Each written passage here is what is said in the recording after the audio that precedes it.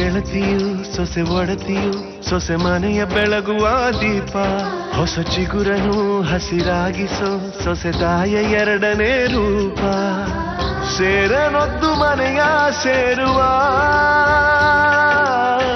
ಸೋರದಂತೆ ಸೂರು ಕಾಯುವ ಬಂಧಗಳಿಗೆ ಬಣ್ಣ ತೀಡುವ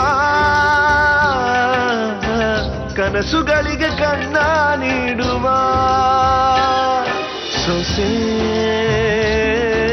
ಸೊಸೆ ಸೊಸೆ ಸೊಸೆ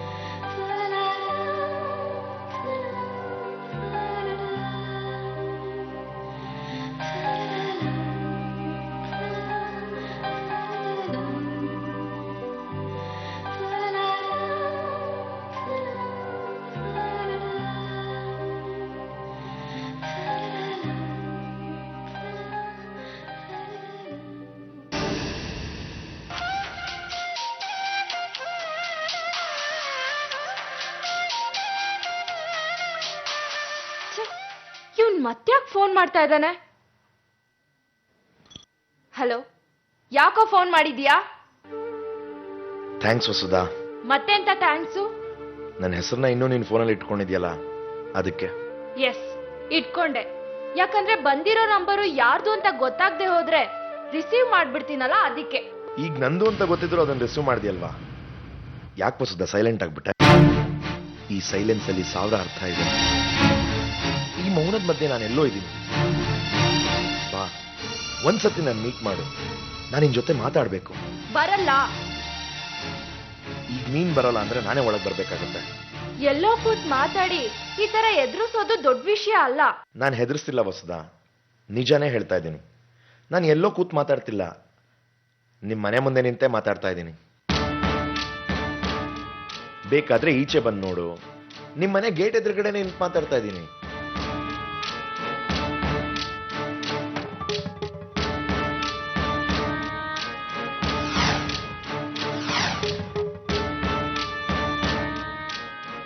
ನಿನ್ ಮುಖ ನೋಡಕ್ಕೂ ಇಷ್ಟ ಇಲ್ಲ ಅಂತ ಎಷ್ಟು ಸಲ ಹೇಳ್ಬೇಕು? ಆದ್ರೆ ನನಗ್ ನಿನ್ ಮುಖ ನೋಡ್ಬೇಕು ಅಂತ ಅನ್ಸ್ತಿದೆ, ಅರ್ಥ ಮಾಡ್ಕೋ. ಬಾ. ನಾನ್ ಬರಲ್ಲ. ಸರಿ, ನಾನೇ ಬರ್ತೀನಿ. ಬಂದ್ರೆ ನಮ್ಮ ಮನೆಯವ್ರು ನಿನ್ನ ಸುಮ್ನೆ ಬಿಡಲ್ಲ. ಬೇಕಾದಾಗ್ಲಿ, ನಾನು ಒಳಗ್ ಬರ್ಬೇಕು ಅಂತ ಡಿಸೈಡ್ ಮಾಡಾಗಿದೆ, ಬಂದೇ ಬರ್ತೀನಿ. ಪೊಲೀಸ್ ಅವ್ರಿಗೆ ಫೋನ್ ಮಾಡ್ತೀನಿ. ಅವ್ರು ಬರೋ ಹೊತ್ತಿಗೆ ನಾನು ನಿನ್ ಮುಖ ನೋಡಾಗಿರತ್ತೆ. ಆಮೇಲೆ ಏನ್ ಬೇಕಾದ್ರೂ ಆಗ್ಲಿ, ನೋ ಪ್ರಾಬ್ಲಮ್. ನೀನೇನಾದ್ರೂ ಒಳಗಡೆ ಕಾಲಿಟ್ರೆ ನನ್ ಹೆಣ ಬೀಳತ್ತೆ ಅಷ್ಟೇ. ಇದಕ್ ನೀನ್ ಒಪ್ಪೋದಾದ್ರೆ ಒಳಗಡೆ ಬಾರೋ. ವಸುಧಾ ಪ್ಲೀಸ್. ಪರವಾಗಿಲ್ಲ, ಬಾ. ಒಟ್ಟೊಟ್ಟಿಗೆ ಎರಡು ಹೆಣ ನೋಡ್ಬೋದು. ಒಂದು ನಂದು, ಇನ್ನೊಂದು ಹುಟ್ಟೆ ಇರೋ ನನ್ ಮಗುದು. ಹೋಗ್ಲಿ ಬಿಡು, ನಾನು ಒಳಗ್ ಬರಲ್ಲ. ಅಟ್ಲೀಸ್ಟ್ ನೀನಾದ್ರೂ ಬಂದು ಮುಖ ತೋರಿಸ್ಬೋದಲ್ವಾ? ನೋಡು, ಮತ್ತೆ ಮನಸ್ ಕರ್ಗೋ ನಾಟಕ ಆಡಿ ನನ್ ಜೊತೆ ಇರ್ಬೇಕು ಅಂತ ಅನ್ಕೋಬೇಡ. ಇದೆಲ್ಲ ಆಗದೆ ಇರೋ ಮಾತು. ನನ್ ಪಾಲಿನ ದರಿದ್ರನ ಬಿಟ್ಟು ಬದುಕ್ತಾ ಇದ್ದೀನಿ ಅನ್ನೋ ಸಂತೋಷ ನನ್ಗಿದೆ. ಅದನ್ನೆಲ್ಲ ಮತ್ತೆ ನನ್ ಕಣ್ಣಲ್ಲಿ ತುಂಬಿಸ್ಕೊಳಕ್ಕೆ ನನ್ಗಿಷ್ಟ ಇಲ್ಲ. ಹೊರಟೋಗು ಪ್ಲೀಸ್, ಇಲ್ಲಿಂದ ಹೊರಟೋಗು.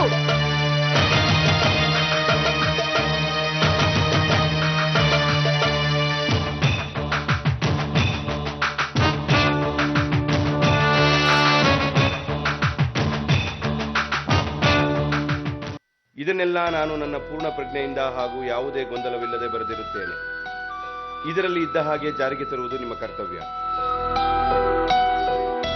ಈಗ ಇನ್ನೊಂದು ಸರ್ತಿ ಇದರ ಮುಖ್ಯಾಂಶಗಳನ್ನ ಹೇಳ್ತೀರಾ? ಖಂಡಿತ. ಮೊದಲನೇದಾಗಿ, ನಾನು ಉಪಯೋಗಿಸುತ್ತಿದ್ದ ಅಲಮಾರ ಕೀ ಸೀತಾರಾಮಯ್ಯವರಿಗೆ ಕೊಡತಕ್ಕದ್ದು. ಅದರಲ್ಲಿರುವ ವಸ್ತುಗಳನ್ನು ಅವರು ಸ್ವಇಚ್ಛೆಯಂತೆ ಉಪಯೋಗಿಸತಕ್ಕದ್ದು. ಸರಿ. ಇನ್ನು ಪೂರ್ವಾಶ್ರಮದ ಹಣ 3 ಪಾಲು ಮಾಡಲಾಗಿದ್ದು, ಮೊದಲನೇದು ಸ್ವಸ್ತಿಕ್ದು, ಎರಡನೇದು ಸೀತಾರಾಮಯ್ಯವ್ರದು, ಮೂರನೇದು ಕೀರ್ತಿಯವ್ರಿಗೂ ಸೇರತಕ್ಕದ್ದು. ನನಗದರ ಅಗತ್ಯ ಇಲ್ಲ. ನನಗೆ ಸೇರಬೇಕಾದ ಪಾಲು ಕೂಡ ಈ ಆಶ್ರಮಕ್ಕೆ ಸೇರಬೇಕು. ಅದಕ್ಕೆ ಪತ್ರನ ಆಮೇಲೆ ಕಳಿಸ್ತೀನಿ. ಇನ್ನು ಕೊನೆಯದಾಗಿ ಈ ಆಶ್ರಮದ ಪೂರ್ಣ ಜವಾಬ್ದಾರಿಯನ್ನು ಕೀರ್ತಿಗೆ ವಹಿಸಲಾಗಿದೆ. ಇನ್ನು ಮುಂದೆ ಅವರ ಹೇಳಿಕೆಯಂತೆ ಈ ಆಶ್ರಮ ನಡೆಯತಕ್ಕದ್ದು. ಅಂದ್ರೆ ಇಡೀ ಆಶ್ರಮ ಕೀರ್ತಿಗೆ ಸೇರತಕ್ಕದ್ದು. ಬೇರೆ ಏನಾದ್ರೂ ಕೇಳೋದಿದೆಯಾ ಸೀತಾರಾಮಯ್ಯವರೇ? ಇಲ್ಲ.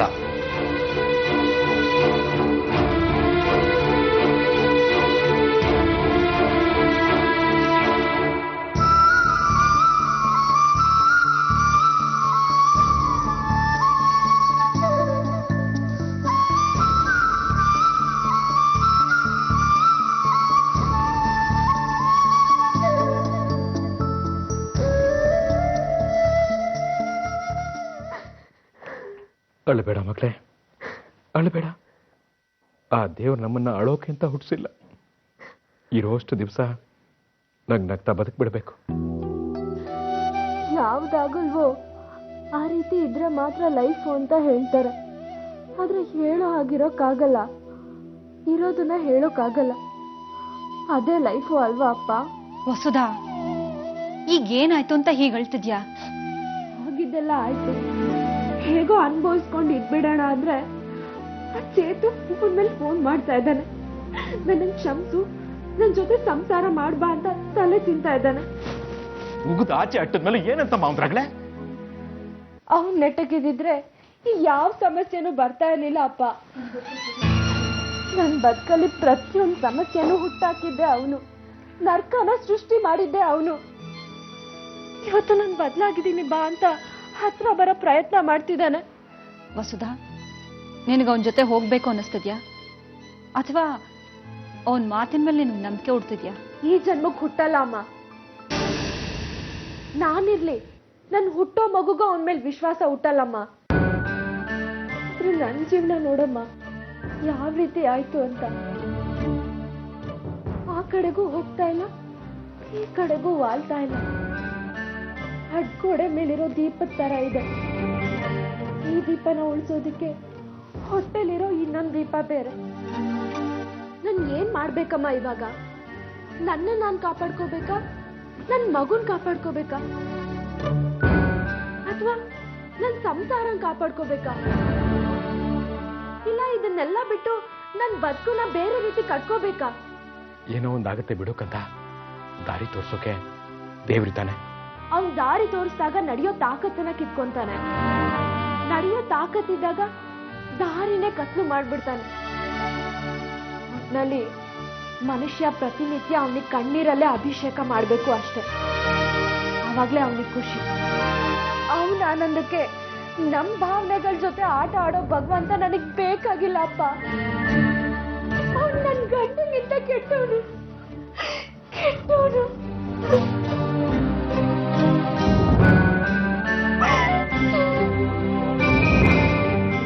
ಅಳಬೇಡ ಮತ್ತೆ, ಅಳಬೇಡ.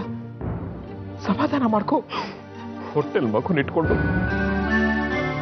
ಕಣ್ಣೀರ್ ಹಾಕ್ಬಾರ್ದು ಕಂದ. ಆ ಮಗುಗೂ ಈಗ್ಲಿಂದಾನೇ ಅಭ್ಯಾಸ ಆಗ್ಲಿ ಬಿಡ್ರಿ. ಹೇಗೋ ಅದೀಚೆ ಬಂದ್ಮೇಲೆ ಅಳ್ಳೇಬೇಕಲ್ಲ. ಅಳೋದೇ ಸತ್ಯ ಅನ್ಸುತ್ತೆ ಭೈ. ಅದಕ್ಕೆ ಹುಟ್ಟೋ ಪ್ರತಿಯೊಂದು ಮಗುನು ಹತ್ಕೊಂಡೇ ಹುಟ್ಟುತ್ತೆ.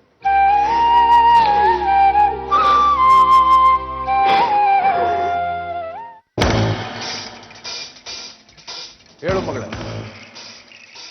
ಏನ್ ಹೇಳೋದಪ್ಪ, ನನಗಂತೂ ಈ ಮನೆ ನರ್ಕ ಅನ್ಸ್ತಿದೆ. ಅಲ್ಲಮ್ಮ, ಅಲ್ಲಿರೋರ್ ಪಾಲ್ಗದ್ ನರ್ಕ ಆಗ್ಬೇಕೆ ಹೊರತು ನಿನ್ನ ಪಾಲ್ಗದು ಸ್ವರ್ಗನ ಆಗ್ಬೇಕಲ್ವಾ? ಆದ್ರೆ ಆಗ್ತಿಲ್ವೇ? ಇವ್ರುಗಳ ಅತಿಯಾದ ಪ್ರೀತಿ ನನ್ ಕೈ ತಡ್ಕೊಳಕ್ ಆಗ್ತಿಲ್ಲ. ಏನ್ ಮಾಡಿದ್ರು? ಅತ್ತೆ ಗಂಡ ಇಬ್ರು ಕಾಂಪಿಟೇಷನ್ಗೆ ಬಿದ್ದವ್ರ ತರ ಹಾಸ್ಪಿಟ್ಲಿಗೆ ಹೋಗೋಣ ಅನ್ಕೊಂಡ್ ಕೂತಿದ್ದಾರೆ. ಅವರಿಬ್ರಿಂದ ತಪ್ಪಿಸ್ಕೊಳ್ಳೋದಕ್ಕೆ ಒಂದೊಂದ್ ಸರ್ತಿ ಒಂದೊಂದ್ ಪ್ಲಾನ್ ಮಾಡಿ ಸಾಯ್ಬೇಕಾಗಿದೆ ಗೊತ್ತಾ? ನೀನು ಚೆಕಪ್ ಹೋದ್ರೆ ಸಿಕ್ ಬೀಳ್ತೀಯ. ನೀನು ಗರ್ಭಿಣಿ ಅಲ್ಲ ಅನ್ನೋ ವಿಷಯ ಹೊರಗೆ ಬರುತ್ತೆ. ಅದಕ್ಕೆ ನಾನು ಏನ್ ಮಾಡ್ಬೇಕು ಅಂತ ಗೊತ್ತಾಗ್ತಾ ಇಲ್ಲಪ್ಪ. ಒಂದು ಸುಳ್ಳು ಹೇಳೋಕ್ ಮುಂಚೆ ಸುಮಾರು ಯೋಚನೆ ಮಾಡ್ಬೇಕು ಮಗಳೇ. ಈ ಸತ್ಯ ಅನ್ನೋದು ಅನಾಥ ಆದ್ರೆ ಸುಳ್ಳಿಗೆ ಸಂಬಂಧಿಕರು ಜಾಸ್ತಿ. ಒಂದು ಸುಳ್ಳಿಗೆ ಮಿನಿಮಮ್ 1000 ಸುಳ್ಳು ಲೈನ್ ಅಪ್ ಇರಬೇಕು. ಮತ್ತೆ ನಾವು ಹೇಳೋ ಸುಳ್ಳುಗಳೆಲ್ಲ ನಮ್ ನೆನಪಲ್ಲಿರ್ಬೇಕು. ಅದಕ್ಕೆ ನೀನು ಬಸ್ರು ಅನ್ನೋ ಸುಳ್ಳು ಹೇಳ್ಬೇಡ ಅಂತ ನಾನು ಹೇಳಿದ್ದೆ. ಅವತ್ತಿನ ಸಂದರ್ಭನೇ ಬೇರೆ ಇತ್ತಪ್ಪ. ನಾನು ಆ ಸುಳ್ಳು ಹೇಳ್ದೆ ಹೋಗಿದ್ದಿದ್ರೆ ಅವ್ರಗಳಿಗೆ ನನ್ ಮೇಲೆ ಸಿಂಪತಿನೇ ಹುಡ್ತಾ ಇರ್ಲಿಲ್ಲ. ಆಸ್ತಿ ಇರೋ ನನ್ ಮೇಲೆ ಸಂಪೂರ್ಣ ವಿಶ್ವಾಸನೂ ಹುಡ್ತಾ ಇರ್ಲಿಲ್ಲ. ಅದಕ್ಕೂ ಮೀರಿ ಇಡೀ ಮನೆ ಇವತ್ತು ನನ್ನ ಸೇವೆಗೆ ನಿಲ್ತಾ ಇರ್ಲಿಲ್ಲ. ಇವತ್ತು ನಾನೊಂದ್ ಮಾತು ಹೆಚ್ಚು ಕಡಿಮೆ ಆಡಿದ್ರು, ಹೆಚ್ಚು ಕಡಿಮೆ ಮಾಡಿದ್ರು, ನಾನು ಗರ್ಭಿಣಿ ಅನ್ನೋ ಕಾರಣಕ್ಕೆ ಅದ್ ಲೆಕ್ಕಕ್ಕೆ ಬರಲ್ಲ ಗೊತ್ತಾ? ಸರಿ, ಈಗ ಫೋನ್ ಮಾಡಿದ ಕಾರಣ ಏನು ಅದನ್ನ ಹೇಳು. ಅಪ್ಪ, ನಿನ್ಗೆ ಯಾರಾದ್ರೂ ಡಾಕ್ಟರ್ ಪರಿಚಯ ಇದ್ದಾರಾ? ಅವ್ರನ್ನೇ ಸ್ಪೆಷಲಿಸ್ಟ್ ಅಂತ ಹೇಳಿ ಅವ್ರ ಹತ್ರನೇ ಚೆಕಪ್ಗೆ ಹೋಗಿ ನನಗ್ ಬೇಕಾಗಿರೋ ರಿಪೋರ್ಟ್ ನ ತಗೊಂಡ್ ಬಂದು ಆರಾಮಾಗಿರ್ತೀನಿ. ಅಂಜಲಿ, ನಮ್ ಡಾಕ್ಟ್ರೇ ಬಂದು ನಮಗ್ ಬೇಕಾದ ರಿಪೋರ್ಟ್ ಬರ್ಕೊಟ್ರು ಯಾವತ್ತೋ ಒಂದಿನ ನೀನು ಮಗುನ ಹೆತ್ಕೊಡ್ಲೇಬೇಕಲ್ವೇ ನಮ್ಮ. ಅದಕ್ ಬದಲು ಒಂದು ಕೆಲಸ ಮಾಡು, ಮಗು ಸತ್ತೋಯ್ತು ಅಂತ ಮಾತಾಡಿ ಇಡೀ ಸಮಸ್ಯೆನೆ ಸೈಡ್ ತಳ್ಬಿಡು. ಆಮೇಲೆ ಕಣ್ಣೀರಿನ ಸೀನ್ಗಳು ಶುರು ಆಗುತ್ತೆ. ಇವತ್ ನನ್ಗೆ ಸ್ಟಾರ್ ವ್ಯಾಲ್ಯೂ ಸಿಕ್ಕಿರೋದೇ ಈ ಹೊಟ್ಟೆಯಿಂದ. ಅದನ್ನ ಕೆಡಿಸ್ಕೊಂಡು ಹಾಳಾಗ್ಲಾ? ಮಗು ಸತ್ತೋಯ್ತು ಅಂತ ಗೊತ್ತಾದ್ರೆ ಸಾಕು, ಇಡೀ ಮನೆಯವ್ರು ಹೋಗಿ ಕೀರ್ತಿನ ಕರ್ಕೊಂಡ್ ಬರ್ತಾರೆ. ಆಗ ನನಗ್ ಮಾಡ್ತಿರೋ ಸೇವೆಗಳೆಲ್ಲ ಅವಳಿಗೆ ಶಿಫ್ಟ್ ಆಗುತ್ತೆ. ನಾನು ಡಮ್ಮಿ ಆಗ್ತೀನಿ. ಅದ್ರ ಬದಲು ಮಮ್ಮಿ ಆಗ್ತಿದೀನಿ ಅಂತ ಹೇಳ್ಕೊಂಡು ಮ್ಯಾನೇಜ್ ಮಾಡೋದೇ ಒಳ್ಳೇದು. ಆದ್ರೆ ಈ ಆಸ್ಪತ್ರೆ ಸಮಸ್ಯೆನ ನೀನ್ ಹೇಗಮ್ಮ ಸಾಲ್ವ್ ಮಾಡ್ಕೊಂತೀಯಾ? ನಾನ್ ತಂದ್ಕೊಂಡು ತಲೆನೋವಿಗೆ ನಾನೇ ಮುಲಾಮ್ ಹಚ್ಕೋತೀನಿ ಬಿಡು. ಹಲೋ ಹಲೋ, ಸಡನ್ ಆಗಿ ಸಿಟ್ ಮಾಡ್ಕೊಂಡ್ಬಿಡ್ತಾಳೆ. ಎಷ್ಟೇ ಆಗ್ಲಿ ನನ್ನ ಮಗಳಲ್ಲ. ಏನ್ರಿ ಇದು? ಸೀರೆ ಗಾಯತ್ರಿ, ಅದು ಯಾಕೆ? ಉಟ್ಕೊಳಕ್ಕೆ. ಯಾರ್ಗೆ? ಪಕ್ಕದ ಮನೆ ವೆಂಕಟರಾವ್ 2ನೇ ಹೆಂಡತಿಗೆ. ನೋಡು, ನಿನಗೆ ತಂದಿದ್ದು. ಚೆನ್ನಾಗಿದ್ಯಾ? ವಾವ್, ತುಂಬಾ ಚೆನ್ನಾಗಿದೆ. ಆದ್ರೆ ಇದ್ದಕ್ಕಿದ್ದಾಗ ಯಾಕೆ ಈ ಗಿಫ್ಟು? ಪ್ರೀತಿಯಿಂದ. ಗಾಯತ್ರಿ, ನೀನೇನೇ ಕೇಳದೆ ಇದ್ರು ಇಂಥ ಟೈಮಲ್ಲಿ ಹೆಣ್ಣಿಗೆ ಏನೇನೋ ಬೈಕ್ಗಳಿರುತ್ತೆ ಅಂತ ನನಗೆ ಗೊತ್ತು, ಅದಕ್ಕೆ ತಂದೆ. ಥ್ಯಾಂಕ್ಸ್. ಆಮೇಲೆ ಈ ಸೀರೆಯಲ್ಲಿ ನೀನು ತುಂಬಾ ಚೆನ್ನಾಗಿ ಕಾಣಿಸ್ತೀಯ. ಇದು ನಿಂಗೆ ತುಂಬಾ ಚೆನ್ನಾಗಿ ಒಪ್ಪುತ್ತೆ. ಹೌದಾ? ಸರಿ, ಹಾಗಾದ್ರೆ ಇಂಥ ಒಂದು 10 ಸೀರೆನ ತಂದ್ಕೊಡಿ, ದಿನಾ ಉಟ್ಕೋತೀನಿ. ಹಾ, ದಿನ ಉಟ್ಕೊಳ್ಳೋದೇನೋ ಬೇಕಾಗಿಲ್ಲ. ನಾಳೆ ಆಸ್ಪತ್ರೆಗೆ ಬರ್ಬೇಕಾದ್ರೆ ಉಟ್ಕೊಂಡ್ರೆ ಸಾಕು. ಯಜಮಾನ್ರು ಪೂಸಿ ಹೊಡಿತಾ ಇರೋದು ಯಾಕೆ ಅಂತ ನನಗೆ ಗೊತ್ತಾಯ್ತು. ನಾಳೆ ಹಾಸ್ಪಿಟ್ಲಿಗೆ ಹೋಗ್ಬೇಕು ಅಂತನಾ ಇದೆಲ್ಲ? ಹಾಗಂತಲ್ಲ ಗಾಯತ್ರಿ. ಹಾಗೆ ನೀವ್ ಇದೆಲ್ಲ ಮಾಡ್ತಿರೋದ್ರ ಅರ್ಥ ಇಷ್ಟೇ, ನಿಮ್ ಪ್ರೀತಿ ಇರೋದು ನನ್ ಮೇಲೆ ಅಲ್ಲ, ನನ್ ಹೊಟ್ಟೆಯಲ್ಲಿರೋ ಮಗು ಮೇಲೆ ಅನ್ನೋದು ಕ್ಲಿಯರ್ ಆಗಿ ಗೊತ್ತಾಯ್ತು. ದಯವಿಟ್ಟು ಹಾಗೆಲ್ಲ ಅನ್ಕೋಬೇಡ ಗಾಯತ್ರಿ. ತಾಯಿ ಚೆನ್ನಾಗಿದ್ರೆ ತಾನೇ ಮಗು ಚೆನ್ನಾಗಿರೋದು. ಮೊದಲು ಆದ್ಯತೆ ಏನೇ ಇದ್ರು ತಾಯಿ. ನಾಳೆ ಚೆಕಪ್ ಹೋಗೋದು ಯಾವುದೇ ಕಾರಣಕ್ಕೂ ಮಿಸ್ ಮಾಡಬಾರ್ದು. ಅಯ್ಯೋ, ಎಲ್ರು ಚೆಕಪ್ ಅಂತ ಯಾಕೆ ತಲೆ ತಿಂತಿದಿರೋ ನನಗೊಂದು ಅರ್ಥ ಆಗ್ತಿಲ್ಲ. ಗಾಯತ್ರಿ, ಅದು ಹಾಗಲ್ಲ ಕೇಶವ್, ಈಗ ನಾನ್ ಚೆನ್ನಾಗಿದ್ದೀನಿ ಆದ್ಮೇಲೆ ನನ್ ಮಗುನು ಚೆನ್ನಾಗಿದೆ ಅಂತ ತಾನೇ ಅರ್ಥ. ಗಾಯತ್ರಿ, ಪ್ರತಿಯೊಬ್ಬರಿಗೂ ಹೊರಗಡೆ ಏನ್ ನಡೆಯುತ್ತೆ ಅಂತ ಗೊತ್ತಾಗತ್ತೆ, ಆದ್ರೆ ಒಳಗಡೆ. ಓ ಸರಿ, ಹೋಗೋಣ ಚೆಕಪ್ಗೆ. ಈ ವಿಷಯದ ಬಗ್ಗೆ ಯಾರು ತಲೆ ಕೆಡಿಸ್ಕೊಳ್ಳೋದು ಬೇಡ.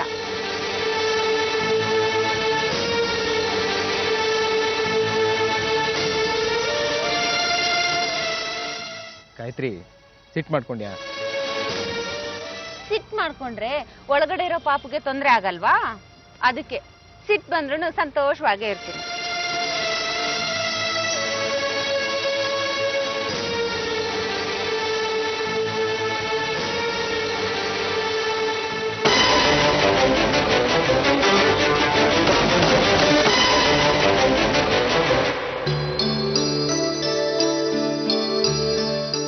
ಇವಳ್ಯಾಕೆ ಮಗು ಚೆಕಪ್ ವಿಷಯ ಬಂದಾಗ್ಲಿಲ್ಲ ಈಗ ಆಡ್ತಾಳಲ್ಲ?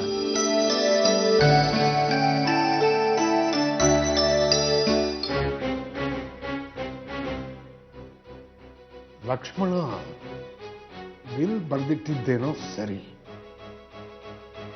ಎಲ್ಲೋ ಈ ಲೋಕದ ಮೇಲಿನ ಅವನ ಜೀವನ ಕಳೀತು ಅಂತ ಅನಿಸಿರಬಹುದು. ಆದರೆ ಇಲ್ಲಲ್ಲಿ ಪ್ರಸ್ತಾಪ ಮಾಡಿರೋ ಒಂದಷ್ಟು ವಿಷಯಗಳು ಯಾಕೋ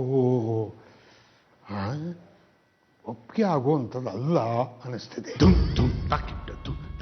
ಹಾಗಂತ ಈಗ ಅದನ್ನ ಬದಲಾಯಿಸೋಕ್ಕೂ ಆಗಲ್ಲ. ಅಲ್ಲ, ಏನೋ ಒಂದಷ್ಟು ದಿವಸ ಆ ಆಶ್ರಮದಲ್ಲಿ ಸೇವೆ ಮಾಡೋ ಸೋಗು ಹಾಕಿದ್ದಕ್ಕೆ ಆ ಕೀರ್ತಿ ಹೆಸರಿಗೆ ಕೋಟ್ಯಾಂತರ ರೂಪಾಯಿ ಆಸ್ತಿ, ಇಡೀ ಆಶ್ರಮದ ಜವಾಬ್ದಾರಿನ ಬಿಟ್ಟುಬಿಡ್ತಾನೆ ಅಂದ್ರೆ ಛೆ ಛೆ ಛೆ, ಅದಕ್ಕೇನಾದರೂ ಅರ್ಥ ಇದೆಯಾ?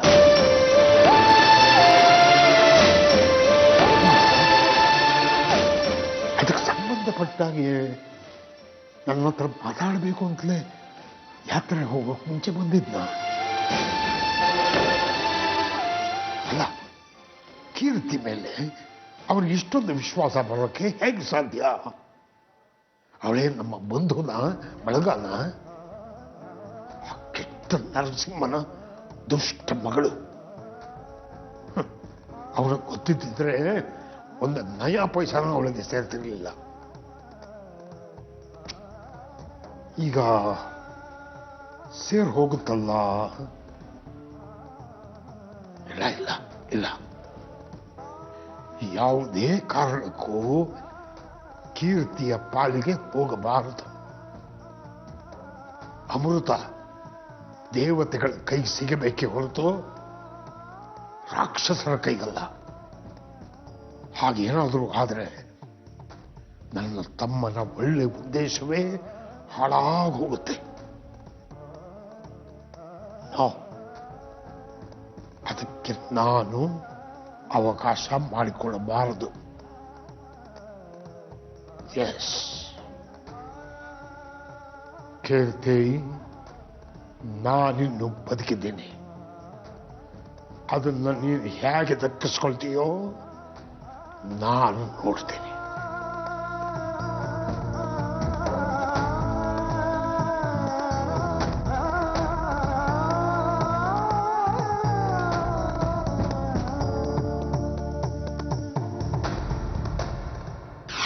ಇನ್ನೇನ್ ಮುಗ್ದೋಯ್ತು ರಾಗ.